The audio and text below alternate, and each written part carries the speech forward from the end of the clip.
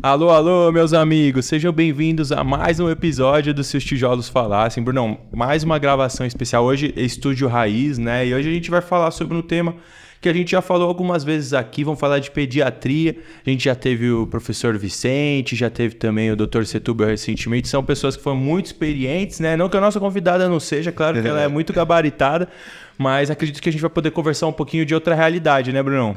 É isso aí, Pedrão. Ó, a gente tá nessa sequência pediátrica aqui, então, para vocês verem todos os cenários da pediatria e como a pediatria é grande, como tem muita coisa para fazer nessa área.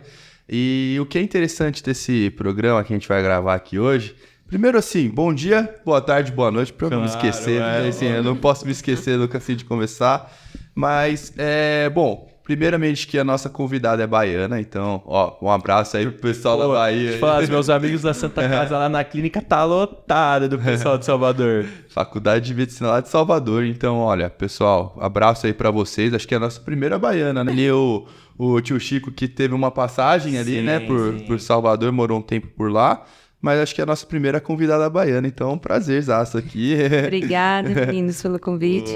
Doutora Mili, o que a gente queria falar nesse programa, que eu acho que é interessante? A gente vai trazer uma visão de uma pessoa que está ali mais jovem no campo da pediatria, mas com muita experiência, e que teve uma especialização que foi um pouquinho diferente. Ela foi muito ali para a área da educação médica e para os cuidados paliativos, que é uma coisa que a gente fala muito pouco em pediatria, muito pouco. Então, você aí, ouvinte, vamos entrar muito nesses temas, então a gente quer conhecer um pouquinho como foi a trajetória da doutora Mili e trazer um pouco desse lado na pediatria que é importante falar, né, Pedro? Claro.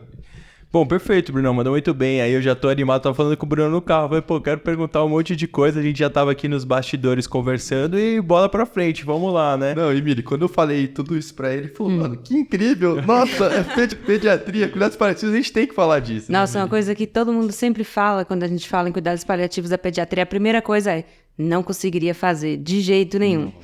Todo mundo fala, imagina assim que é tristeza todo dia, né? E aí, na verdade, o que eu sempre falo, gente, mas é que na hora que a gente fala, o primeiro pensamento é morte. Só que, na verdade, ao meu ver, assim, é muito mais sobre vida. Sim. É muito mais, na verdade, sobre a qualidade ali, né? Trazer qualidade ali para aqueles dias, independente de quando seja.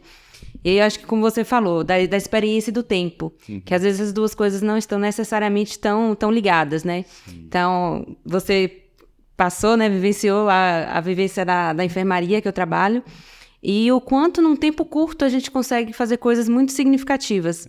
Então, acho que você falou assim, me veio logo esse pensamento. Eu pensar na trajetória, eu penso, nossa, tem 5 anos que eu formei, mas tem tanta coisa já nesses 5 anos que parece muito mais, parece, sei lá, 20. E tô curiosa com as perguntas agora. Espero saber responder. Eu esqueci de falar, saudoso PED 4, que eu aprendi muita coisa lá, tive o prazer aí de vivenciar o mês aí lá da doutora Mili, aí foi um prazerzaço, lá do ICR da USP, aqui de São Paulo, e o Cuidados Paliativos teve experiência internacional, Pedro. A gente vai saber... Quando tem experiência internacional, a gente já fica arrepiado. Londrina, então assim, a gente vai para muitos campos aí nessa conversa que vai ser uma delícia. E bom, assim, mas pra gente retomar a espinha dorsal, antes que você comece a me coçar aqui, vamos começar pelo início. Conta pra gente como é que foi faculdade de medicina, ser médico, entrar lá na faculdade. Nasceu doutora, 5 estetos no pescoço. Olha só, não tenho nenhuma foto de criança de jalequinho e esteto. Não tenho, assim, mas... Já quando comecei a pensar em vestibular, tive uma pequena dúvida, assim, na época sobre arquitetura, mas não foi uma grande dúvida para mim. Não consigo exatamente, assim, lembrar um motivo, uma situação que me lembrasse muito, que me fizesse, assim, escolher. Meu pai, ele sempre trabalhou com indústria farmacêutica. Então, o contato, assim, que eu tive com medicina era mais ele, assim, de alguns estudos. E eu tinha um tio que era médico também, tenho um tio que é médico, mas também não cresci muito perto. Mas interessante que meus 2 outros irmãos também são médicos. Caramba. Então, a minha irmã mais velha e meu irmão mais novo. Então, foi todo mundo indo por esse caminho e nenhum dos meus pais são. A gente foi para medicina, sim. A faculdade, para mim, lá em Salvador, então, eu nasci em Salvador, aí fui criada numa cidade que chama Vitória da Conquista, conhecida como a Suíça Baiana, e aí depois fiz a faculdade de Salvador. Essa mudança para mim foi complicada, assim. Tiveram alguns momentos na minha vida que eu fiquei um pouco mais tensa, assim, com essa questão de mudança de cidade. Vitória da Conquista é mais pro sul, né? Isso, é o sudoeste, a região sudoeste ali da Bahia, bem alto, frio, por isso que é a Suíça baiana. E aí, essa mudança de cidade, assim, eu senti um pouco. E aí, já na faculdade, eu tive a experiência de fazer intercâmbio. Então, eu fiz o Ciências Sem Fronteiras, que foi um momento, assim, que mudou bastante, assim. São algumas situações na minha vida que eu acho que foram momentos de virada, assim. A primeira deles acho que foi o intercâmbio. Então, abriu muito minha cabeça, essa experiência de uma faculdade fora, o inglês, que eu sempre fui apaixonada, assim. E essa abertura de mundo, sabe? Da autonomia, da independência. Então, teve essa experiência, assim. Não, mas conta pra gente, como é que foi? Foi que ano? Foi depois do ciclo básico. Então, eu terminei o ciclo básico, fiz os 2 anos. Aí fui pra Londres, fiz um ano em... já foi em Londres. Foi em Londres. Então, eu já tenho essa ligação afetiva, veio daí. Eu fiz na faculdade que chama Roehampton, zona 3, assim, de Londres. E aí foi em ciências biomédicas, então era meio que as matérias do ciclo básico daqui. Então eu fiz farmacologia, que lá era farmaco/intoxicações, fiz fisiologia, algumas matérias que eu já tinha feito aqui. E aí fiz também um projeto de pesquisa em laboratório, que eu não tinha feito ainda aqui, não tinha experiência, que lá foi bem legal, assim, também. A gente conduziu com os próprios brasileiros que moravam na acomodação. Era sobre aumento de ocitocina quando você dividia a comida, tipo assim, jantar e tal. Aí a gente criou grupos que tinham afinidade maior e grupos que não tinham tanta afinidade. Então a gente media dos 2 grupos. Com animais. Com as pessoas. Isso. Com as pessoas. A gente comprava pizza, sorvete com as pessoas da nossa acomodação e montou os grupos que a gente conhecia e tal. E aí media a ocitocina, tinha um algodãozinho que eles mastigavam, botavam no tubinho, a gente tinha que levar pra faculdade, foi bem legal, assim. Foi um projeto de verão. E aí, essa experiência na faculdade já foi muito boa, então eu voltei, eu conseguia ver que eu estava aplicando as coisas que eu aprendi lá. Então, por exemplo, quando eu voltei, eu virei aluna de iniciação científica da Fiocruz. Então, essa parte do laboratório já me ajudou a conseguir essa bolsa e tal. E aí, fiz a faculdade. Na faculdade, sempre me envolvi em muitos desses projetos. Então, liga, monitoria, adorava essas coisas. Manhã, tarde e noite, assim, na faculdade. E aí, depois da faculdade, eu sempre pensei em ir para uma instituição, assim, maior, que São Paulo, fazer residência. No 6º ano, chegou daquela dúvida, assim, mas resolvi fazer e falar, depois eu vejo, se eu passar, eu vejo. E aí, a pediatria. No final do ano, no 6º ano, eu já tinha decidido. Mas quando eu entrei na faculdade, eu lembro de falar assim, só tem 2 coisas que eu sei que eu não quero fazer, pediatria e geriatria. Eu lembro claramente de falar isso. Os 2 extremos, não dá. E aí, primeiro estágio que eu passei de pediatria, que foi o primeiro estágio do internato, eu falei, é aqui. Adorou. É aqui, eu adorei, eu me senti muito à vontade no ambiente da pediatria. Sabe, o Bruno conviveu, assim. Então, eu gosto muito da frescurinha mesmo da pediatria. Sabe, a caneta de pompom, o carimbinho colorido na prescrição, as tatuagens. Então, eu gosto muito, assim, dessa atmosfera. Eu acho que as pessoas também, por lidar com criança, elas tendem a ser mais acolhedoras, assim mesmo, sabe? E eu gosto muito dos pais.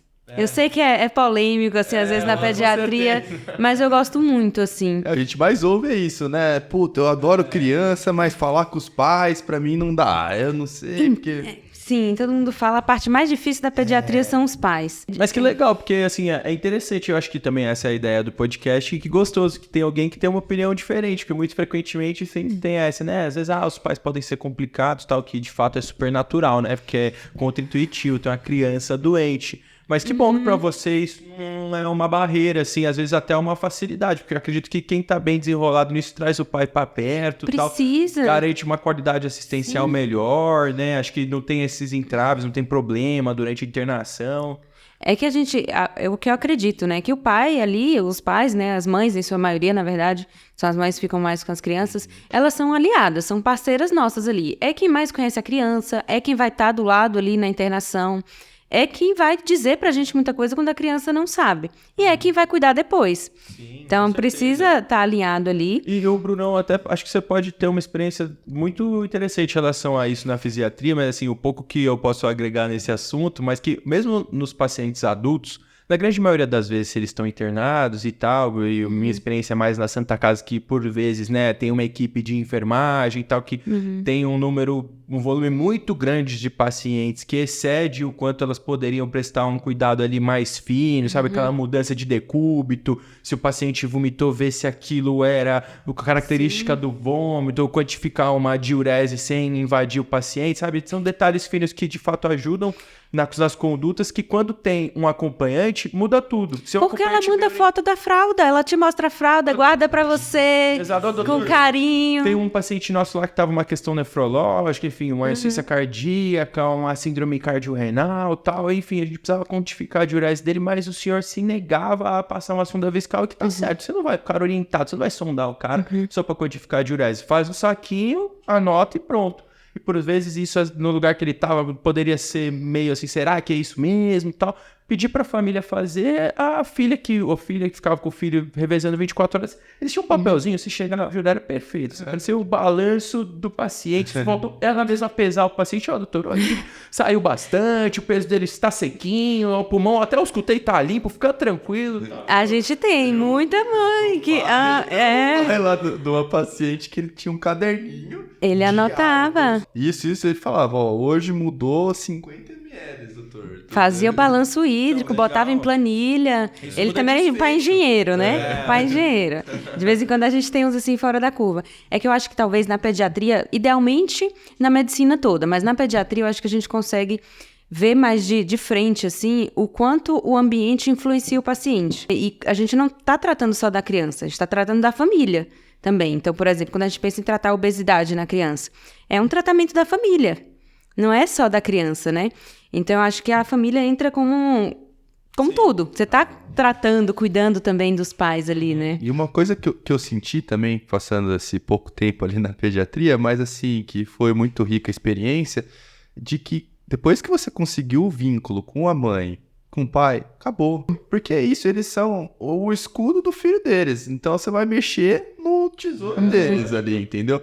Então, a partir do momento que você vinculou, que você conseguiu conversar com eles e aí, eles vão que ele confia, entregar o cuidado e muda totalmente. Então, às vezes pela falta de tempo, às vezes pela correria ou pela sua personalidade, tudo que você não forma, às vezes, um vínculo tão bom, e aí acaba tendo, acho que aí, a maior barreira entre, eu não gosto dos pais, né?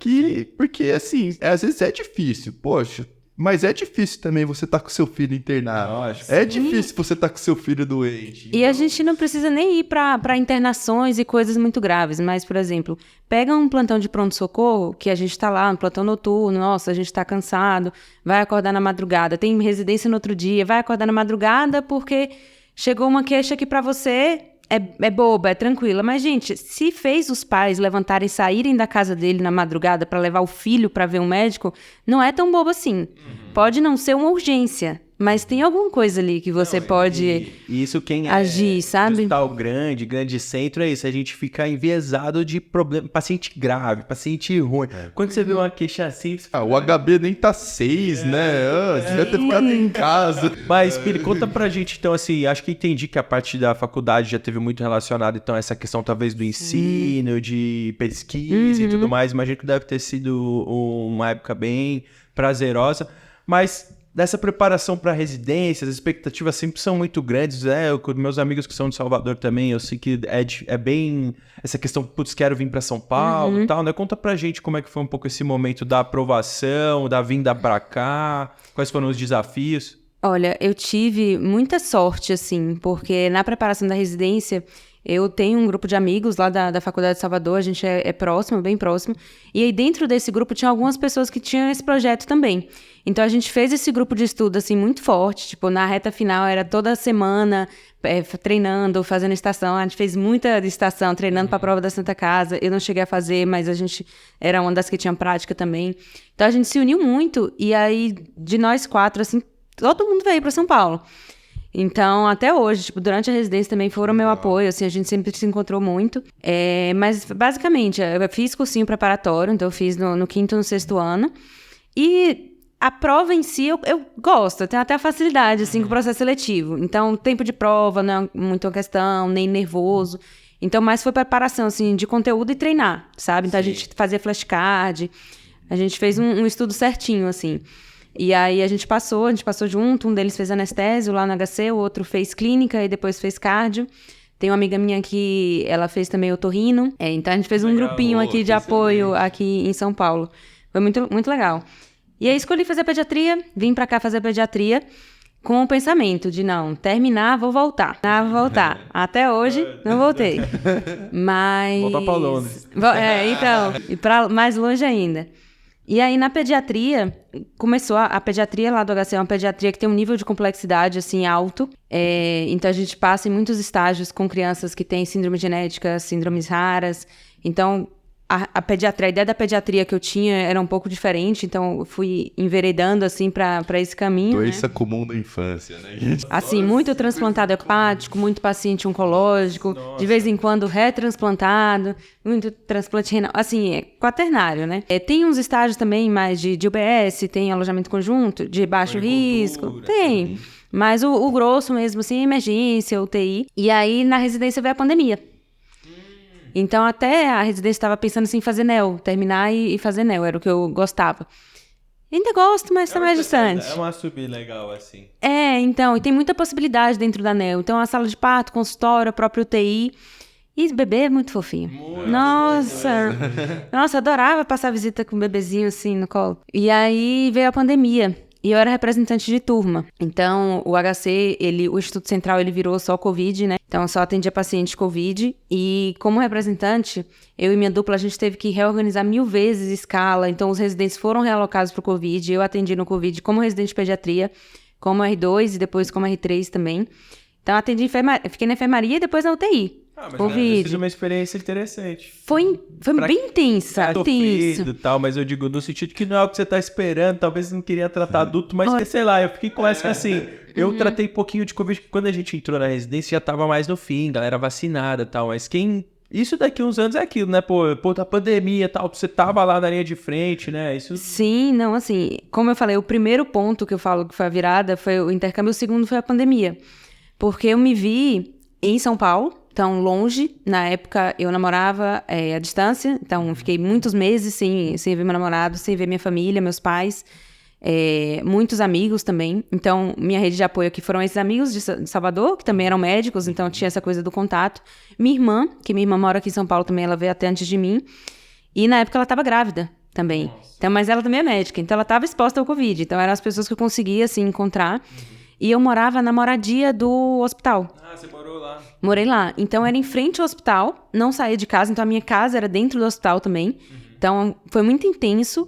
E toda essa parte da organização, eu acabei lidando com as demandas de muitas pessoas, com a atenção de ir, fora os medos que todo mundo tava, de pegar, de passar e etc. E eu sempre fui uma pessoa muito organizada no sentido de planos, assim.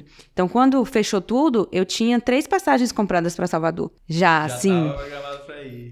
Então eu lidei muito forte com essa incerteza, com o fato óbvio de que a gente não controla tudo, mas que no dia a dia eu acho que a gente fica com essa sensação de que a gente consegue controlar tudo.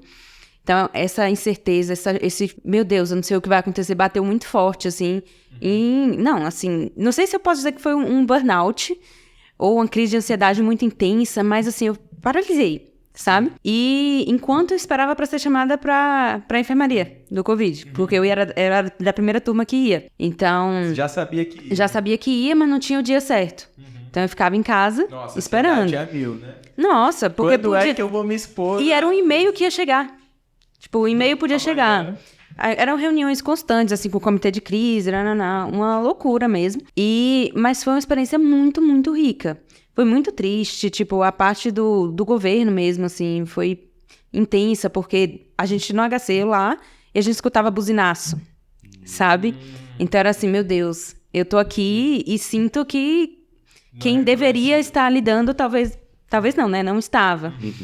Então, eu comecei a ver muito paciente muito grave, e essa sensação de, tipo, não saber sabe? Sim, como era que Você manejava, não sabe né? até onde ia, não tinha palpável, eu lembro do pico, né? Ah, essa semana vai ser o pico, mês que vem vai ser o pico, agora o pico. Aí saiu do pico. Aí veio Voltou o pico, a onda, voltou outra onda. Foi muito, muito intenso. Aí veio a vacina, e com a vacina teve pico de novo. Aí você fala, meu Deus, Sim, né? Que aí sim. aceitou depois. Né? Isso foi a situação que a gente conseguiu provar, assim, sentir na pele o peso do SUS, né? A potência que é o SUS. E também, dessa coisa da virada também, foi um momento que eu comecei a perceber que também parece óbvio, mas me bateu de uma maneira mais forte. O quanto pequenas coisas conseguem fazer uma diferença muito grande.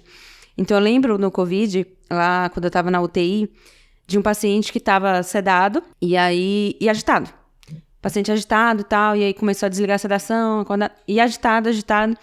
E ninguém conseguia entender por que, entubado, por que estava tão agitado. Até que eu fiquei com ele um dia, eu fui lá e conversando, e aí consegui entender que ele estava sem óculos, eles não estavam conseguindo enxergar porque ele estava sem óculos. E aí lá vai eu perdi, sei lá, passei 2 horas do plantão tentando achar esse óculos.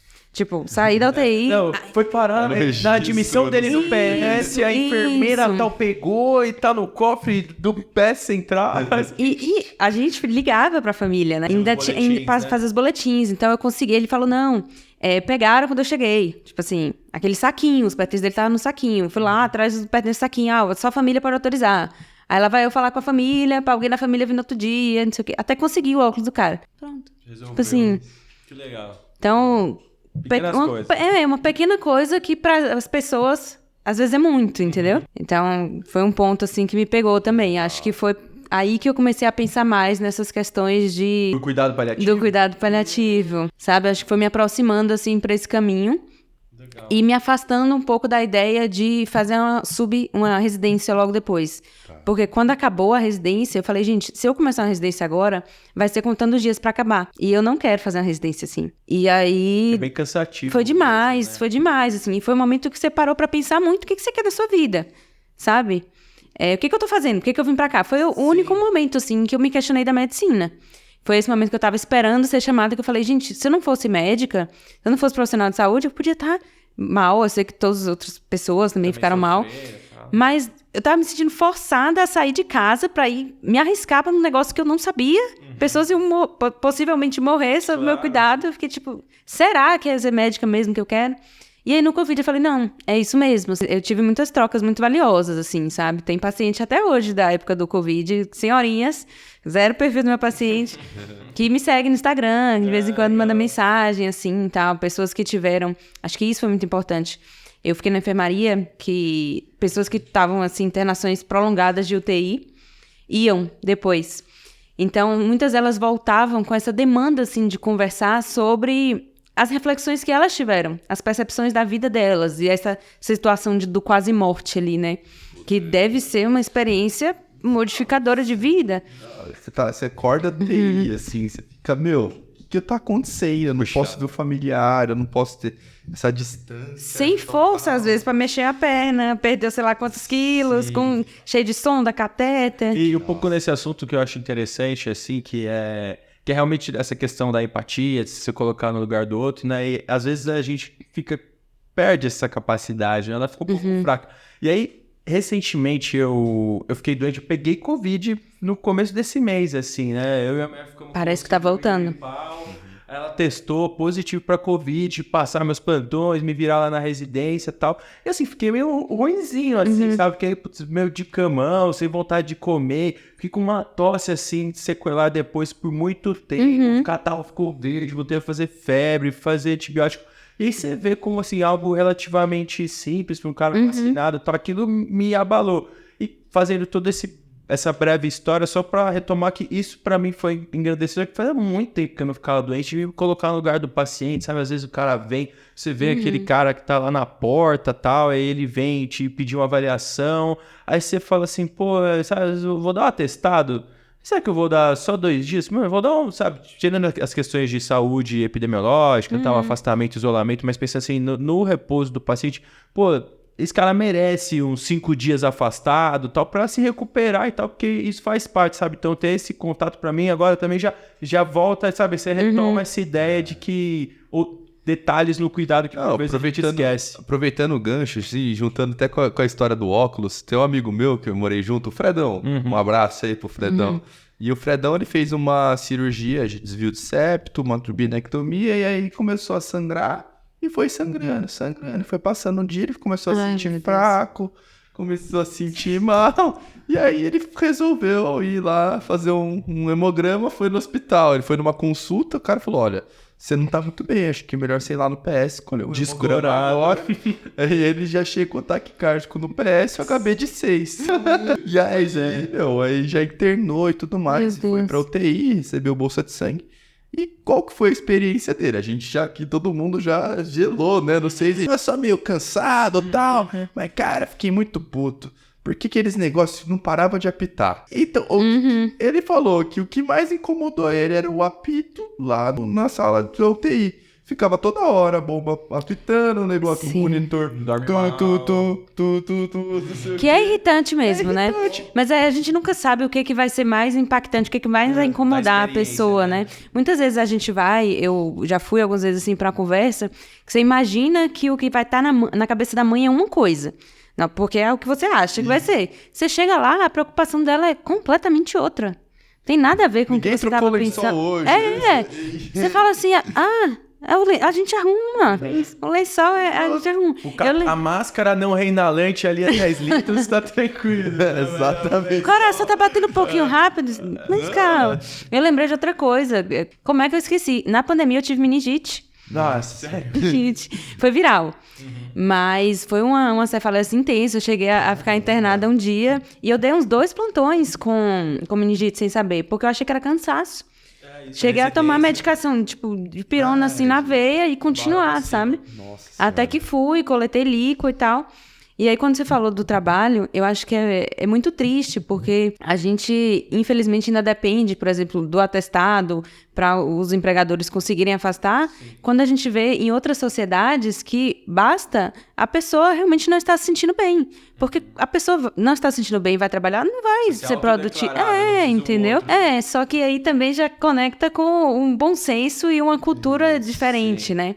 Mas vamos aproveitar que você levantou essa bola, passada essa fase, então, Covid, fim de residência. Conta pra gente como foram os próximos passos. Pronto, então, ali afastei aquela possibilidade de fazer a subespecialidade. E aí, durante a residência, lá no HC, a gente tem os preceptores, né? Que às vezes em outras instituições é meio diferente, que o preceptor é como se fosse o plantonista ou assistente mesmo.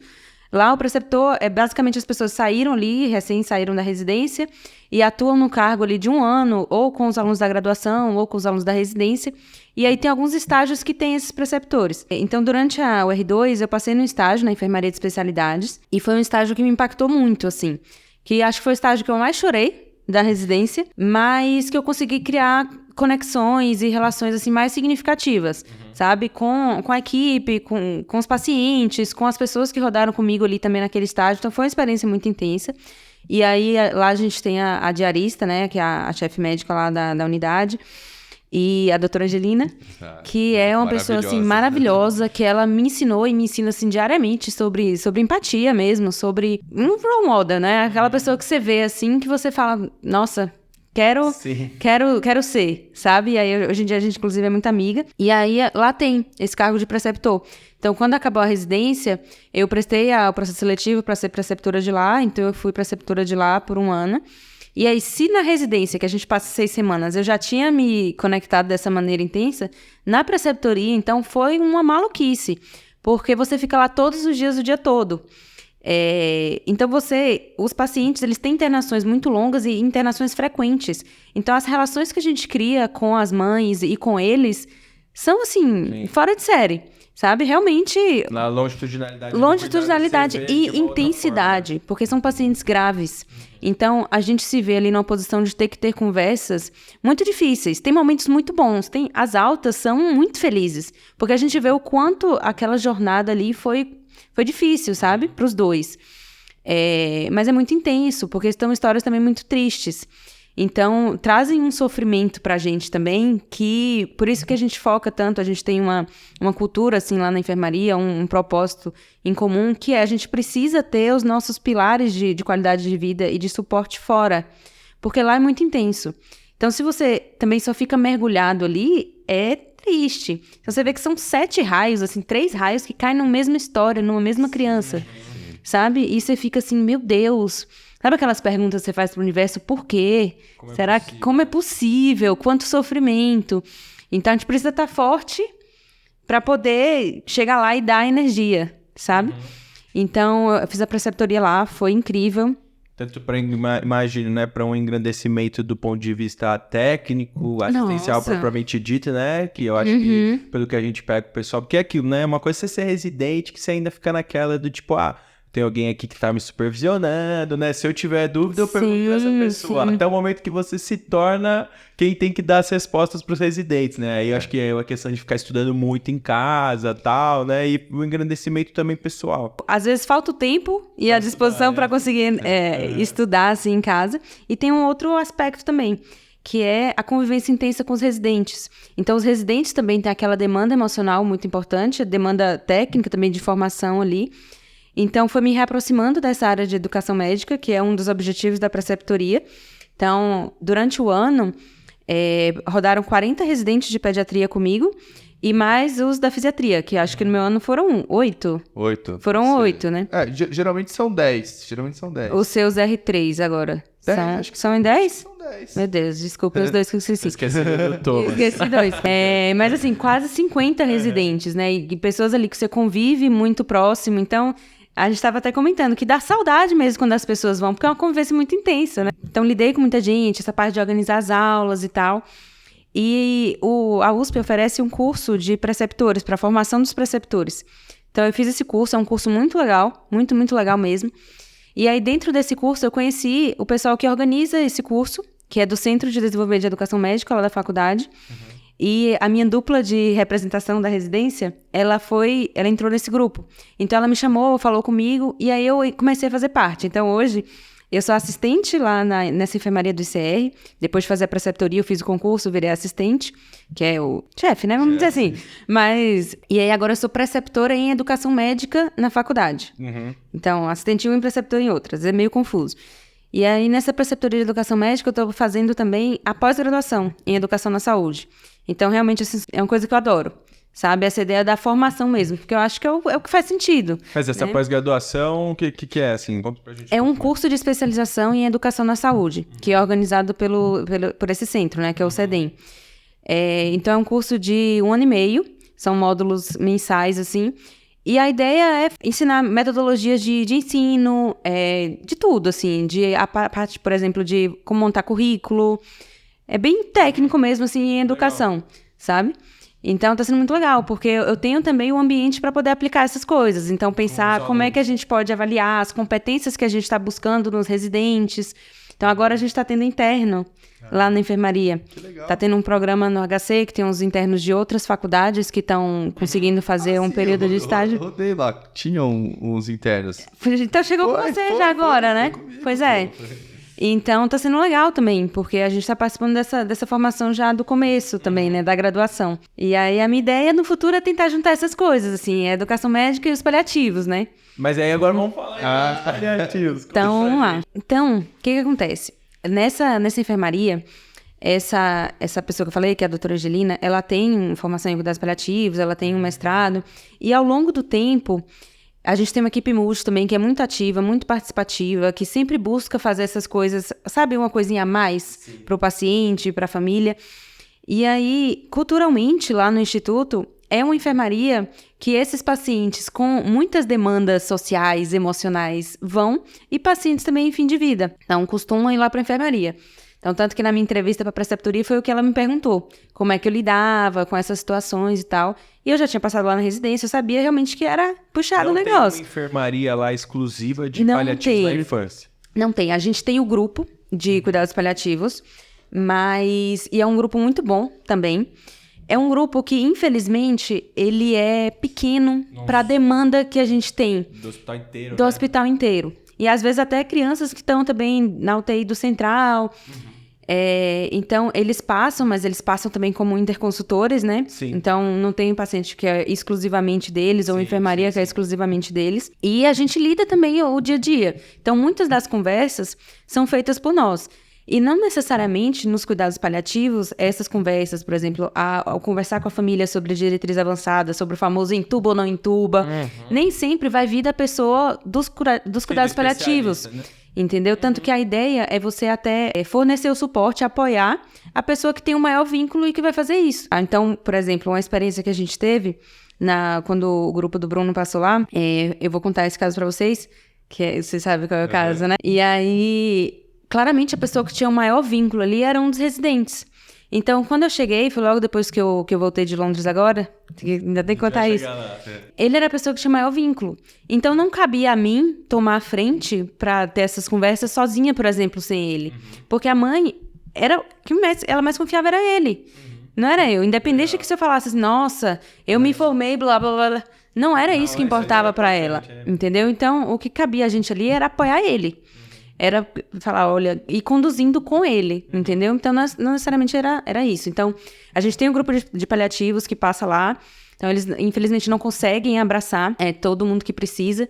E quando a gente pensa nos cuidados paliativos, a gente já tem a associação com cuidado de fim de vida, mas é muito mais amplo. Sim. E, idealmente... Exato. Essas questões já deveriam ser tratadas no momento diagnóstico e tal, que acho que no hospital, inclusive, a grande maioria que fica de fora talvez sejam esses, né? Sim, tem que priorizar quem talvez esteja num momento mais intensivo desse tipo de cuidado. E uma dor também que eu tenho é, por exemplo, são pacientes que eles estão sendo acompanhados, que eles não perdem o segmento. Então, eles estão passando ali no ambulatório ou de pediatria ou de especialidade, eles estão sendo vistos. Só que eles estão sendo vistos, muitas vezes, numa rotina fragmentada, porque os residentes rodam. Sim, então, não é o mesmo residente que vê, sei lá, um paciente por um ano. Não vai ver, muito menos. Às vezes vê no máximo 2 vezes durante um período. Ver, e múltiplas. Ela que está no consultório, ela está na sala de trás, sabe o caso, conhece a mãe da internação, exato. Ela que atende ali. E são conversas difíceis, são conversas que é difícil você ter num período curto e que as pessoas evitam. Sim, claro. Evitam por motivos pessoais também, porque é demandante, mexe com coisas que, nossas, e por que não? Não é uma demanda agora. Sim. Só que o problema... estoura mais pra frente, entendeu? Então a gente pega pacientes que, gente, tinha muito, muito que poderia ser trabalhado. Então a jornada dessas famílias, infelizmente, ainda são curtas e pouco trabalhadas. E essa foi uma diferença muito grande que eu senti agora. Então, eu fiz a preceptoria, comecei de assistente e agora esse ano eu fui fazer um estágio lá em Londres, em cuidados paliativos pediátricos. Então, no maior grupo que tem de cuidados paliativos pediátricos de lá, e então acredito eu, não sei, até Estados Unidos, peço até perdão se falar errado, mas potencialmente o maior grupo de cuidados paliativos pediátricos do mundo, assim. Então, o grupo tinha quase 30 pessoas, atendia até fora da Inglaterra. Então, tinha uns pacientes, assim, fora, faz um suporte, assim, e muito na Inglaterra, assim, Londres quase toda. Então, é uma rede muito, muito bem articulada. E mesmo lá, isso foi uma quebra de paradigma, assim, mesmo lá, eu imaginava, nossa, não, diagnosticou, vai seguir com esse grupo. E aí, na verdade, não, porque é um número também gigantesco de pacientes que eles seguem, acompanham, só que lá a rede, a atenção primária, dá conta das necessidades complexas. Então, aqui, por exemplo, a dificuldade que a gente tem com pacientes que têm tráqueo, gastro, sim. Lá eles conseguem suprir na atenção primária, porque conseguem, por exemplo, fisioterapia em casa, TO em casa, sim, sabe? Você fala assim, gente, é isso, sabe? Você fica, putz, queria que meus pacientes... tivessem isso também. Mas é muito legal pra gente voltar. Eu voltei, assim, com muito reconhecimento do que a gente tem feito aqui. Então, acho que a gente tem conseguido fazer muitas diferenças nos pacientes que a gente conta tem. Conta pra gente alguma ferramenta, assim, alguma coisa que dos cuidados paliativos mesmo que você identificou que talvez seja uma sacada que aqui não tenha aprendido tanto, tal. Existiu algo do tipo ou, na verdade, foi um manejo mais fino? Porque eu imagino que também lá no HC, visto que tem uma especialidade, já tem uma chefe que tem mestrado na área, com certeza você já tinha conteúdo técnico avançado no tema, mas se lá às vezes você captou alguma dica para dar pra gente aqui que de algo que é feito de diferente... Olha, eu até recentemente dei uma aula na Liga que eles pediram para falar de comunicação de más notícias. E eu falei, olha, gente, eu acho que comunicação de más notícias, vou falar de outra coisa, vou falar de como ter conversas difíceis. Porque foi uma coisa que eu percebi muito lá, assim, tinha o inglês, né, a diferença do inglês, eu falo inglês e tal, só que no inglês, muitas vezes eu pensava em muitas coisas que não falava, até porque eu tava ali... meio que eles estavam conduzindo, então não assumia assim, tanto, não era o meu. Até que eu tive contato com as 2 famílias de brasileiro lá, que eu tive participação bem mais ativa, foi muito legal. Mas eu acho que foi prestar atenção no estar presente. Eu conversei muito com o pessoal de lá, então escutar. Assim, você não vai pra conversa esperando a sua vez de falar, pensando o que você vai falar. E lidar com a imprevisibilidade. Isso. Difícil. Porque, como a gente falou, a gente não sabe o que vai vir de lá. Então, o que você pode fazer é ir e estar presente. E, a partir daí, você vai construindo os caminhos. Aqui ainda é um pouco difícil, porque é difícil a gente ter o que oferecer, sabe? Então, por exemplo, quando a gente pensa na assistência, fica meio voltada para o hospital. É difícil a gente conseguir oferecer via SUS um suporte forte em casa. Em casa. Mesmo demanda pra família, né? Às vezes eu comento com os pacientes na Santa Casa que por ser porta aberta, isso pra mim, tô longe de ser craque em paliativos, mas acaba sendo uma questão também rotineira. Chega o cara grave, um CA de pulmão metastático, pra fazer um resumo breve, né? Assim, insuficiência respiratória. Não necessariamente está escrito no prontuário que ele é cuidados paliativos, ele não é paciente da Santa, na verdade, às vezes ele nem tem prontuário, não é uma coisa que ficou muito clara com a família, mas você vai entubar esse cara, ele provavelmente está numa...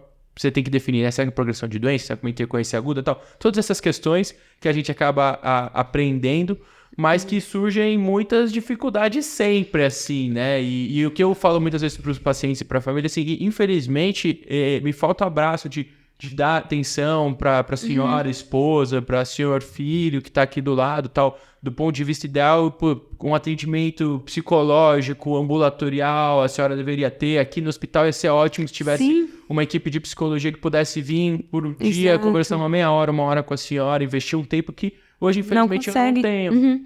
E é difícil também a tomada de decisão, né? Você tomar a decisão é muito difícil. E aí, eu acho que algo também complicado é quando a gente tem a percepção de que a família... O quanto a gente consegue... Quando a família tem uma opinião diferente da nossa, esse conflito... Exato, essa ideia, assim. E o quanto também... O porquê que aquela é a nossa ideia. A gente tem uma dificuldade também com a questão de registro, de documentação. Então, lá em Londres, lá no Reino Unido, por exemplo, a gente tem eles têm um documento que chama Respect, que é basicamente um documento de diretriz avançada mesmo, de reanimação e tal. E é um documento que fica com as famílias. Não tem um valor necessariamente legal, não precisa ter aquilo para que as coisas aconteçam, mas é uma construção, é uma materialização da construção. Acho que eu mostrei para vocês, né? Muito legal. E aí você escreve, tem umas perguntas muito simples, que é assim, o que é importante para você e o que você não quer que aconteça. Pergunta aberta. E aí, às vezes, é isso. Nisso vem que a família, olha, foi quando a gente estava, já teve caso na enfermaria que o paciente estava assim, fim de vida, a gente falava, nossa, o que você não quer que aconteça? Eu não quero o cobertor térmico. Não era não quero intubação, não quero cobertor térmico. É isso. É isso. Tira a roupa dele, não quero. É muito legal isso aí. Você incluir, né? Incluir a família, né? No cuidado. Isso é fantástico, assim. E porque em Londres você foi porque tinha essa conexão, né? Já tinha ido na faculdade. E aí, o que mais que te chamou a atenção para escolher Londres? Então, assim? eu fui para um hospital que chama Gosh, que é um hospital também de especialidades pediátricas. Então, ele é muito parecido, né, devido às proporções, assim, com o Instituto da Criança. Tá. Então, hospital, assim, no nível de complexidade alta, um perfil de paciente parecido. Então, eu achei que fosse ser aplicável mesmo para a realidade daqui. Então, esse foi um dos fatores, fora que é em Londres, e esse grupo de paliativos forte. Então, o movimento dos cuidados paliativos surgiu na Inglaterra. Tá. Então, eles, historicamente, assim, são líderes, né, nesse assunto. E é muito interessante que você vê que a cultura é muito diferente das pessoas. A cultura e a comunicação. Logo que eu cheguei lá, eu senti uma diferença. Eu falei, nossa, eles são bem mais frios. E esse mais frio não era, nossa, eles são desumanizados. Não. As conversas eram muito, muito diretas, cuidadosas, não eram palavras, sabe? Nossa, meu Deus, sabe aquela... Não, mas era uma comunicação efetiva, assim. E você via que o entendimento também de qualidade de vida e dos pais era outro. E eram pessoas que conseguiam fazer uma jornada mais longa. Outra coisa que eu percebi a diferença, uma coisa que eu quero trabalhar aqui, é suporte ao luto. É muito difícil, a gente não consegue oferecer suporte ao luto. Imagina assim...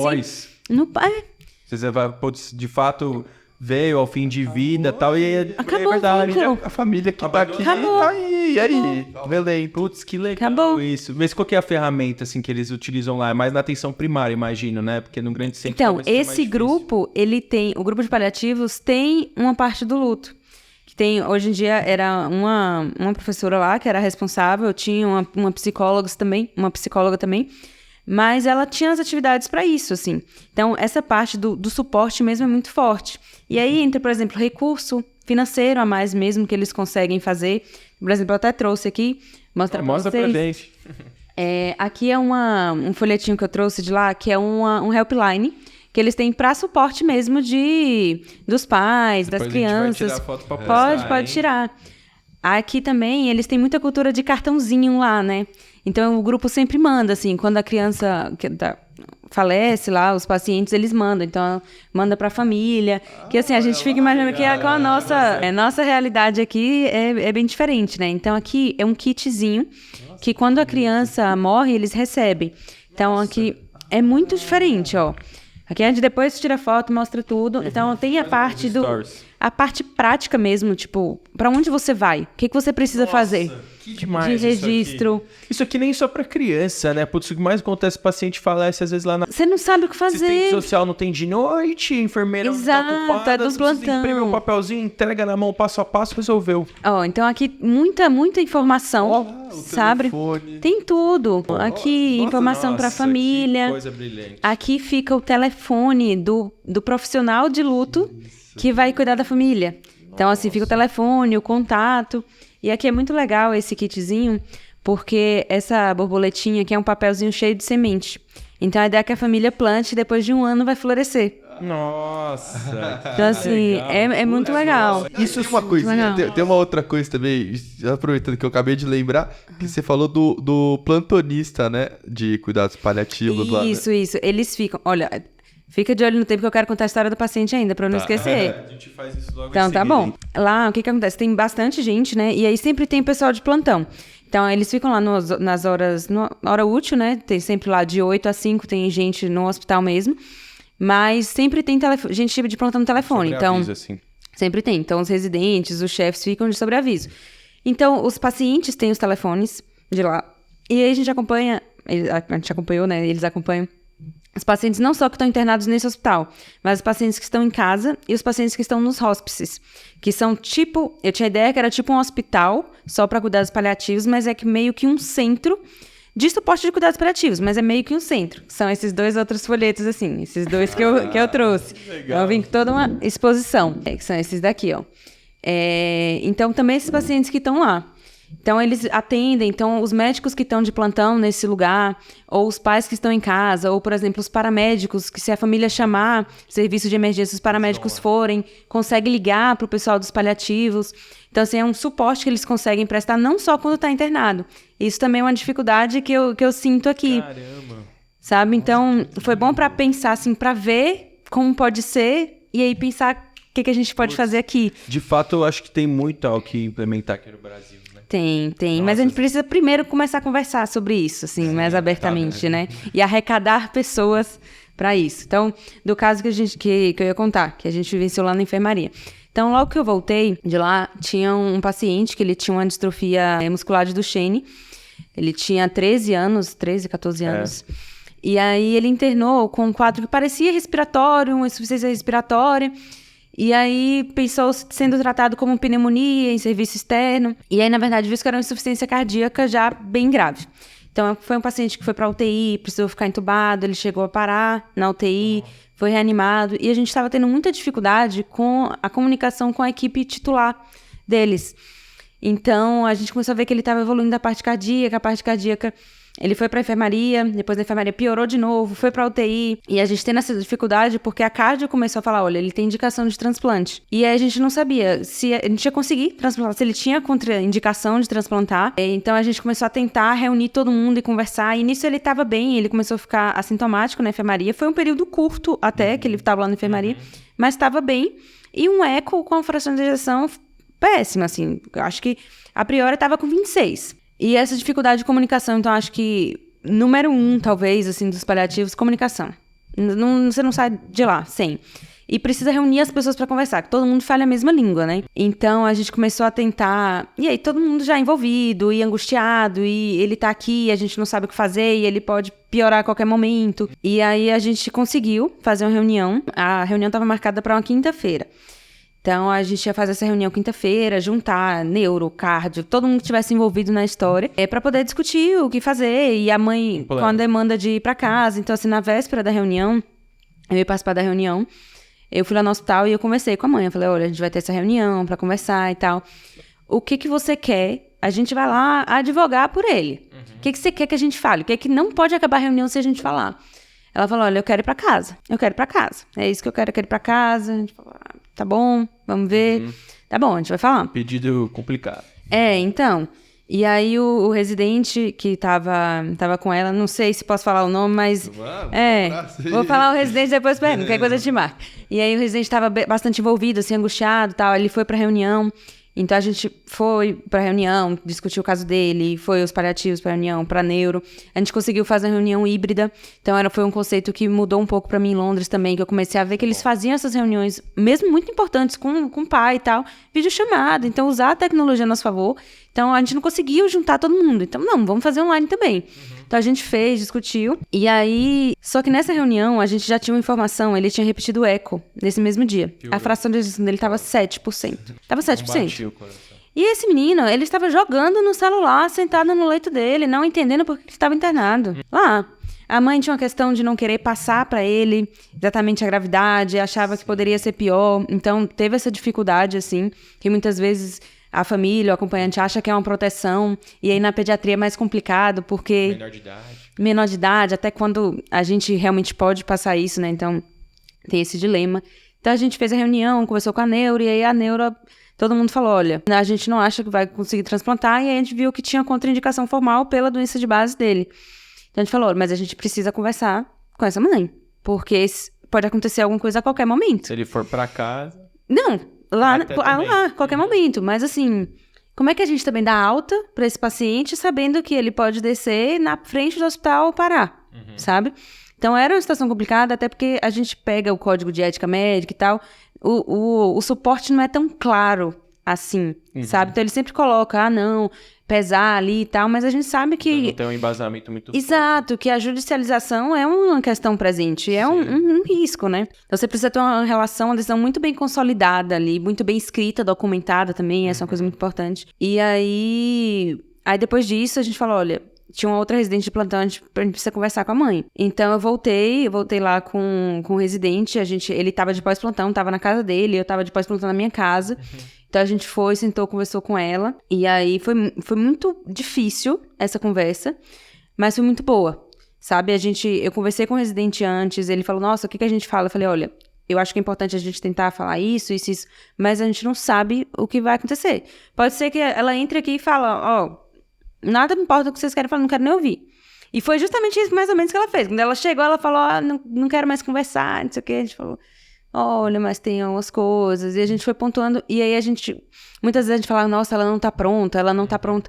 E a gente percebeu que ela estava muito mais pronta do que a gente esperava. Porque ela sabia do risco. A gente não precisou falar, nossa, se a gente der alta, ele vai morrer em casa. Mas ela sabia. A gente falou, por exemplo... ele pode ficar muito grave e você não conseguir chegar com ele no hospital. Então, é dizer o que tem que ser dito, mas de uma forma... Elegante. De uma forma que não... que não machuque mais, porque já é uma situação muito difícil, né? E ela só voltava, eu quero ir pra casa. E aí ela falou, ele precisa ir pra casa, ele não tá mais querendo comer aqui. Sim. Sabe? E aí eu falei, olha...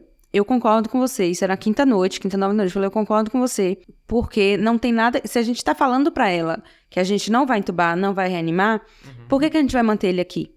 Então, o que a gente vai fazer de melhor pra ele lá do que casa, sabe? E eu falei, olha, eu concordo com você, e justamente porque a gente tá te dizendo que não tem nada melhor que a gente consiga fazer por ele aqui, porque ele tava bem assintomático, a gente vai brigar por essa alta.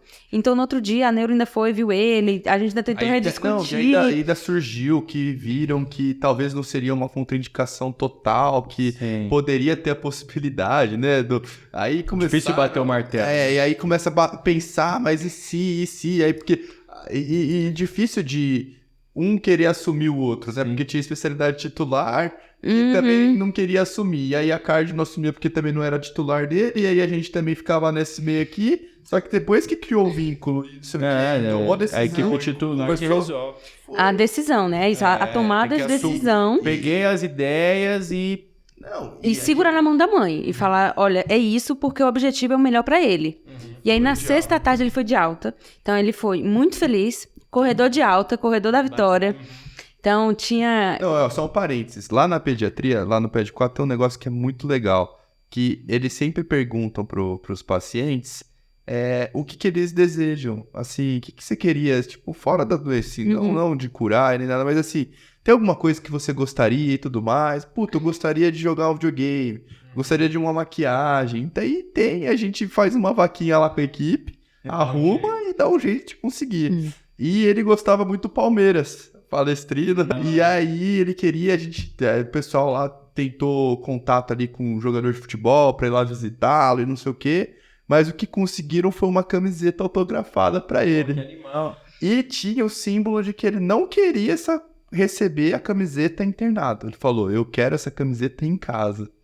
E aí ele foi de alta, chegou na casa dele, botou a camiseta do Palmeiras, aí a mãe mandou fotos, assim. Linda. Não, e a alta, assim, foi uma alta maravilhosa, assim, tipo... Eu não tava ali presente, mas foi filmada, eu chorei quando eu vi. Assim, todo mundo chorou. E, assim, foi um abraço mais sincero que eu vi que a mãe deu do residente que tava ali de titular ali junto. Então, e deu quantos? 3 dias? Ele passou o final de semana todo em casa, então a família toda foi ver ele, e comeu pizza, e não sei o que, fez tudo que queria esse final de semana. Todo mundo foi ver ele, as tias, primos, a mãe mandou foto dele. Não tirou de jeito nenhum. Não, ficou lá, show de foto no final de semana. E aí, na segunda de manhã, lá a gente tava passando visita, e aí ela ligou pro residente. E ele pegou o telefone e falou assim, a mãe dele tá me ligando. E aí, na hora que ele atendeu, aí ela conversou lá com ele falou, olha, ele acordou hoje, sentiu uma tontura, falou pra mim assim, me leva pra cama que eu não tô me sentindo bem, segura a minha mão. Pra mãe. Aí a mãe foi, levou ele, segurou a mão dele, e aí ele convulsionou e tal, a família chamou o SAMU, e levou ele pro hospital. E aí a mãe, nesse intervalo, ligou pra ele, falou assim, liguem pra lá e falem pra eles o que a gente conversou. Então ela disse isso, e a gente começou a tentar ligar pra lá. Então aí, comunicação de novo, né? Então a gente começou a tentar ligar pra lá, e conseguiu, não tinha UTI pediátrica, descobriu que ele tava na UTI adulto. Ligou o pessoal da UTI adulta, aí a preceptora conseguiu falar, na hora que atenderam, eles falaram, olha... a gente tentou, reanimou não sei quantas vezes, fez não sei quantos ciclos de adrenalina e tal, e ele não voltou. Aí ela falou, não, tá tudo bem, ele era acompanhado aqui e tal. A tia que tinha ido com ele não sabia falar muito bem da parte cardíaca, só sabia da distrofia. Então, eles não sabiam o que estava acontecendo, não era um paciente que seguia. Eles não iam liberar o corpo com a família, eles iam mandar pro IML. Então, quando eles conseguiram conversar com a gente, a equipe ficou mais tranquila, porque, afinal de contas, eles tinham acabado de perder uma criança.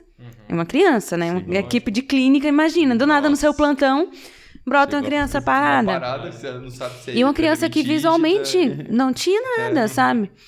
E aí a gente falou com eles, então a equipe ficou mais tranquila, conseguiu liberar o corpo. E aí depois de um tempo eles entraram em contato com a família, eles falaram que a mãe acho que não sabia ainda. Não sabia assim, né? Não tinha sido oficialmente informada. E aí ela ligou pro residente. Na hora que ela ligou, ele foi lá pro conforto, eu fui junto com ele. E aí ela agradeceu a ele e desejou força pra ele porque ela sabia o quanto ele tinha se apegado. Nossa. Então, assim, a gente acha que não tá pronto, na verdade, muitas vezes eles estão mais prontos do que a gente. Então, assim, foi um super chororô, mas no final das contas, tipo, a gente bancou a alta de um paciente que a gente sabia que era um risco, um risco não, era um fato. Mas que ele passou os dias dele em casa, sabe? Mudou foi assim, a vida da família pra sempre. A dele teve uma despedida do jeito que ele queria. E da família toda que vai viver aí com uma lembrança positiva de tudo que foi feito. Processo do luto menos dolorido, menos sofrido, porque ela participou de tudo. Ela conseguiu o que era mais importante pra ela e pra ele. De que ela foi ouvida, de que ele foi pra casa porque era pra ir pra casa, de que ele foi acolhido, de que foi Parabéns. Olha Acho que não tem desfecho. como a gente encerrar o episódio de forma diferente. Obrigado, viu, pela Obrigada a compartilhar vocês suas pelo histórias. convite. Parabéns pela trajetória, realmente, assim, muito inspiradora. Acho que, inclusive, atendeu, assim, na verdade, superou as expectativas daquilo que a gente estava falando antes de começar o episódio. Enfim, de uma trajetória muito interessante e dessa parte toda, fora a pediatria, mas dos cuidados paliativos na área. Obrigado por compartilhar com a gente. Vamos agora já, pelo menos, fazer uns stories aí para compartilhar um pouco desse bora conteúdo. filmar tudo isso aqui. Obrigado. Você quer Obrigada a compartilhar vocês suas pelo redes convite. sociais? Alguma coisa que você tem alguma... Compartilho. Falando ou pra... Pode soltar o arroba, a gente coloca lá no Instagram. Tá bom, então o meu Instagram é Mili, M-I-L-L-Y, que é Araújo. Não é profissional, não, é o meu Instagram mesmo. Mas quem quiser tirar alguma dúvida, conversar, fica à vontade, sou super aberta. Recentemente até a Liga chamou pra dar aula, então gosto de conversar. Então quem quiser... Pode criar o Eu nem próprio deixei de fazer podcast. todas as suas perguntas, Não, né? mas você foi respondendo sozinha, nem precisei perguntar. Obrigado. Obrigada a vocês. A parte 2 pra ensinar o pessoal aí como é que faz pra ir pra Eu topo. fora. Eu topo. tudo, Esse é um porque, outro ó, assunto que eu gosto nossa, muito. Internacionalização, gosto muito show. também. E a gente pode dar umas dicas também aí nos stories pra vocês. Combinado. Bom, mais uma vez, obrigado aí, foi Obrigada excelente. a vocês. Tinha certeza que esse episódio ia ser fantástico. Muito obrigado. E a gente se vê no próximo. Tchau. Tchau.